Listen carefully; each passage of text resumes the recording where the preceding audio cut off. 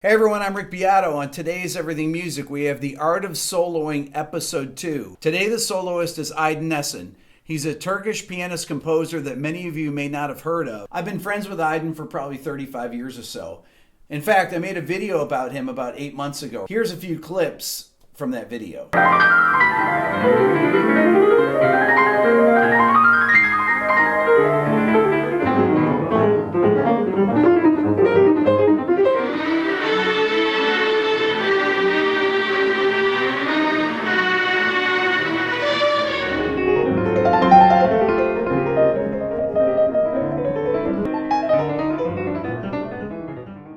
The solo we're going to be analyzing today is a tune of Iden's from 1985 called Behind the Light and Shine. Now, the reason I chose this, it's from a 4-track demo, but I remember him playing the solo because I'm the one that hit play and record on the 4-track of his. And he launched into this solo over these incredibly complex chord changes, and it was just one pass. I want to show you how it's possible to play melodically over really complex chord changes, and this tune is a great example of that. So let's take a look at it.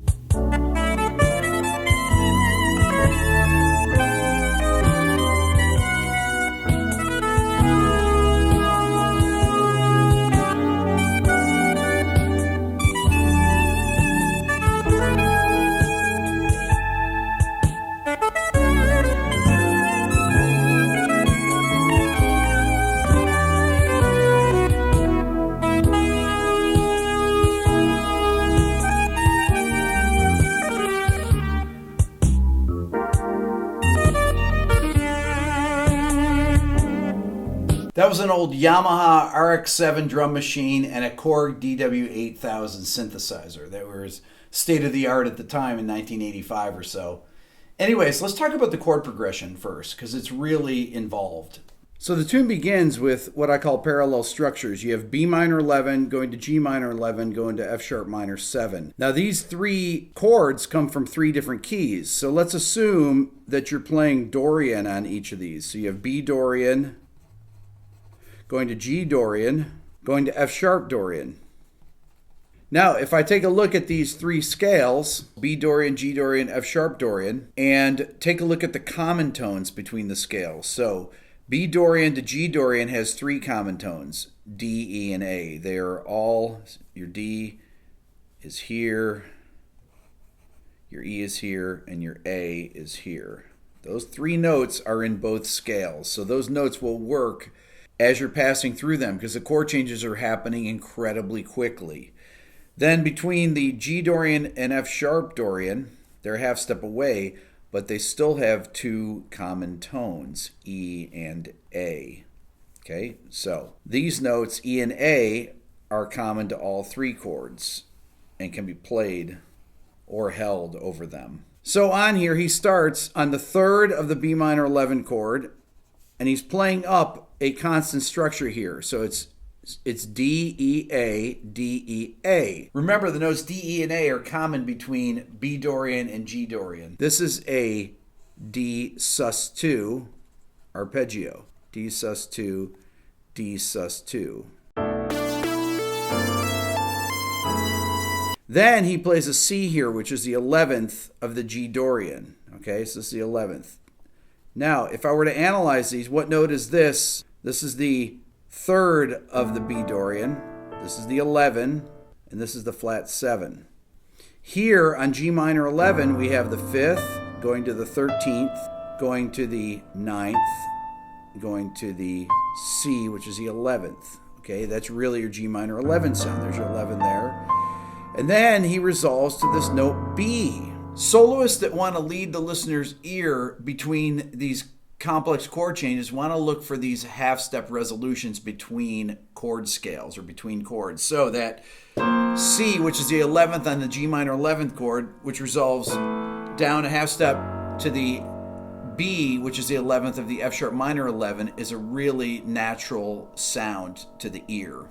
Then we go to E, which is the flat 7, to C sharp, which is the 5th. And now we're to this A over E flat chord. Well, this can either be an altered dominant, which would be E flat altered. It could come from the E flat dominant diminished scale. The way that these chords are related, if you look at those, this is like a B flat 11 chord here, but A over B flat. We have this voice leading from A major to A flat major, which makes that resolution work there. So Iden is playing the A here, which is the root of the A major chord here, right? So we got root here. Then he goes down to this note G. Okay, so the note G on this B flat 11 chord is the 13th. So it's a B flat 11, or you could call it B flat suspended. Then he goes down to the fourth of the chord, and then we're on to a new chord here. This is changing so quickly. So we have E minor 7 sharp 5. Well, actually, we have another name for that, DQ over E. Now DQ equals fourths built on D. So D, then you go up a fourth to G, then you go up another fourth from G up to C. That gives you D quartal. So it's D, there's a fourth here, and there's a fourth here. D quartal over E, or E minor 7 sharp 5. Well, what's he play on that? He plays D, he plays C, right? So two of these chord tones. And he plays B. Well, B is the fifth of this E minor 7 sharp 5 chord. This chord also could be an E7 altered chord. It's from the E altered dominant scale. Then we have this really interesting chord, which is B major over C. This is a C tonic diminished chord. Okay? This is resolving down to F major 7 sharp 11. So this is really a 5-1 cadence, if you think about it. 5-1. But your 1 has a sharp 11 on it, and your 5 chord is actually a tonic diminished chord. It's not a 5-7 chord because it has a major 7th in it. So it's even more dissonant than an altered dominant 7th chord would be, a C altered dominant 7th. So it really is a modern sounding resolution. So what note do we have here? We have the note F sharp, which is the 5th of the B chord there, okay?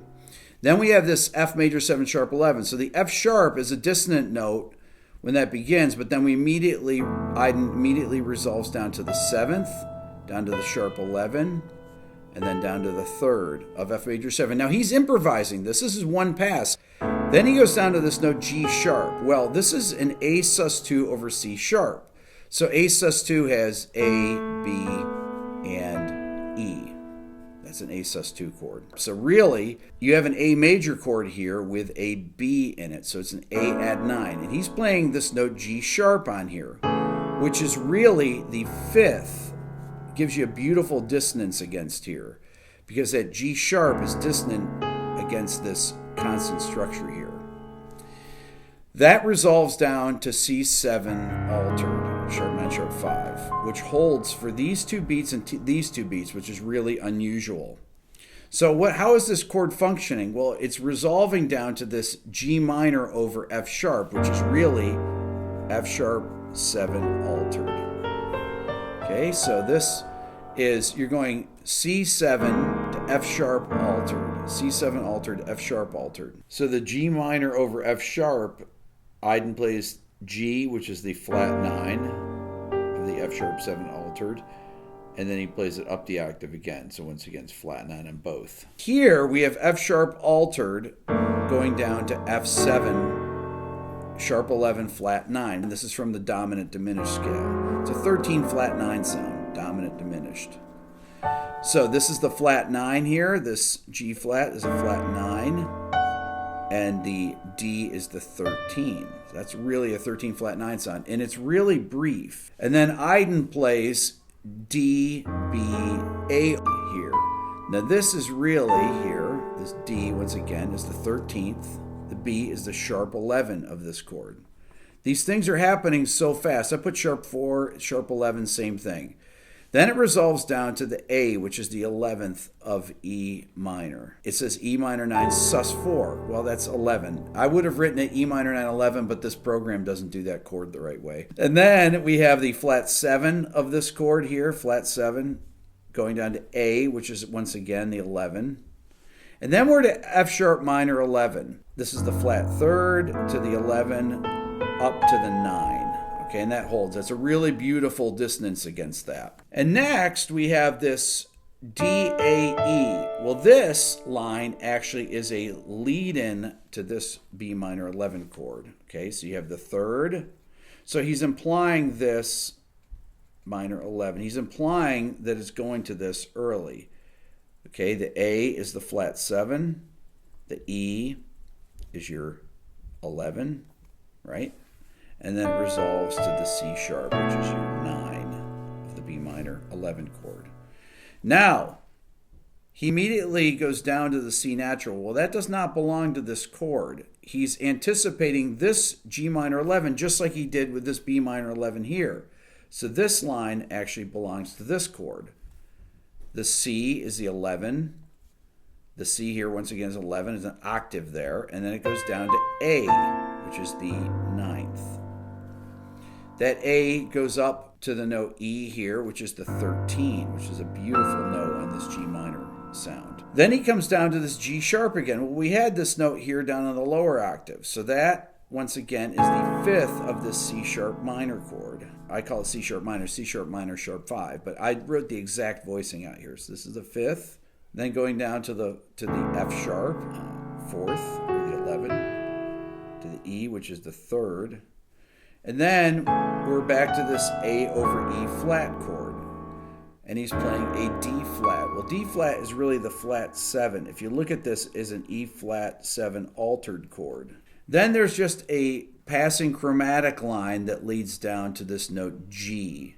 Now, once again, this is A flat major 7 over B, which is really like a B flat 7 sus. Okay, so this note here is the 13, which is a great note. That's really the 7th of this A flat major 7 chord here. That then resolves down to E7 altered here. Okay, now how is this related to B flat 7? Well, E7 altered is really a tritone away from this B flat 7. So it's really as if you're implying a B flat 7 flat 5 or sharp 11, a Lydian dominant sound, but with the sharp 4 in the bass. So this is a substitute for this. So you'd really have your voice leading of your 11th here, which is E flat going up to E natural. Okay? So Iden then is playing the flat 7 here, going to the sharp 5th, C, then back to the flat 7 to the sharp 5th, right? Sharp 5th, flat 7, okay? And then we're back to this B over C chord here. This is your tonic diminished sound. He's playing the root of the B major chord there, or it's the major 7th of the C tonic diminished. So we can call it the root or the major 7. It's really the major 7 of the C, but it's the root of the B major triad. Down to the F sharp, which is the 5th of the B major triad.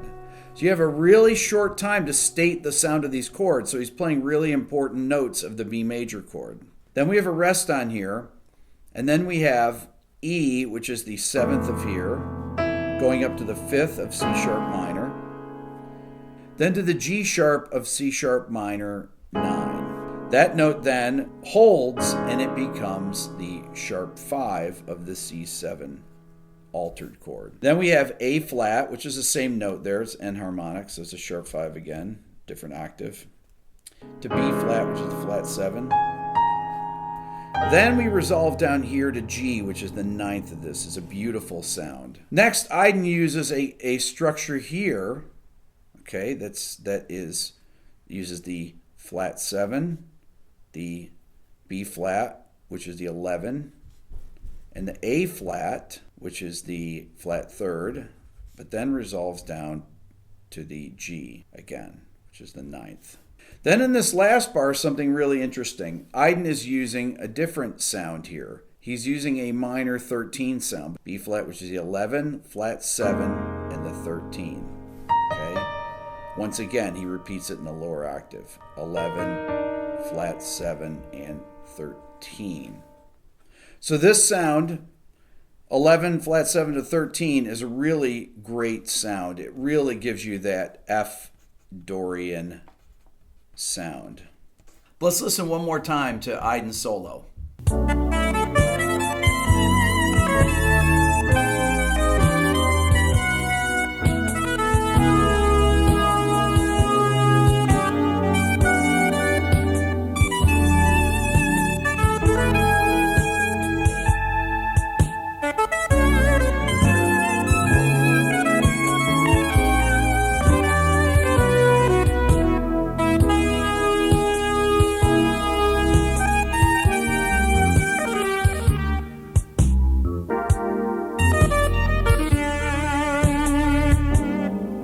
So if you've hung with me through this entire analysis, I want to say this. The whole concept here is that you internalize all this theory, all the scales, and you play by ear then. And you just instinctively know where to go because you've developed your ear over the course of many, many years and improvising, practicing, improvising more. When Iden's playing this, he just did one pass. His ear guides him through these changes, weaving in and out, and he knows exactly where he's going because he's thinking so far ahead. And that's the real ultimate goal, and that's the actual art of playing jazz and of soloing. That's all for now. Please subscribe here to my Everything Music YouTube channel. If you're interested in the Beato book, which has all these concepts in it, you can go to my website at www.rickbeato.com and find it there. Thanks for watching.